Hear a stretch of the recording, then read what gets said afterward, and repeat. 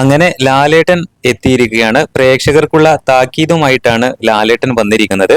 പാടത്ത് പണി വരമ്പത്ത് കൂലി എന്ന ലൈനോട് കൂടെയാണ് ലാലേട്ടൻ ആ ഒരു ഇൻട്രോയിൽ പറയുന്നത്. വരമ്പത്ത് കൂലി എന്ന് പറഞ്ഞാൽ അത് നിങ്ങളുടെ ഓരോ വിലപ്പെട്ട വോട്ടുമാണ് എന്ന് ലാലേട്ടൻ പറയുന്നുണ്ട്. അത് ബുദ്ധിപൂർവം ഉപയോഗിക്കണമെന്നും പറയുന്നുണ്ട്. അല്ലാതെ ആർമികളുടെയും PR ടീമുകളുടെയും വാക്കുകൾ കേട്ട് ജയ് വിളിക്കരുത് എന്നും ലാലേട്ടൻ താക്കീത് നൽകിയിട്ടുണ്ട്. അപ്പോൾ നമ്മുടെ ഓരോ വോട്ടും വളരെയധികം സൂക്ഷ്മതയോടെ ചെയ്യണമെന്നാണ് ലാലേട്ടൻ ഇതിലൂടെ ഉദ്ദേശിച്ചിരിക്കുന്നത്. നിരവധി കമന്റുകളാണ് ആ ഒരു വീഡിയോക്ക് താഴെ വന്നുകൊണ്ടിരിക്കുന്നത്. എന്തായാലും കഴിഞ്ഞ സീസണുകളോ അതിന്റെ മുൻപത്തെ സീസണുകളെ പോലെയൊന്നുമല്ല. 7ന്റെ പണി എന്ന് പറഞ്ഞത് 8ന്റെ പണി തന്നെയാണ്.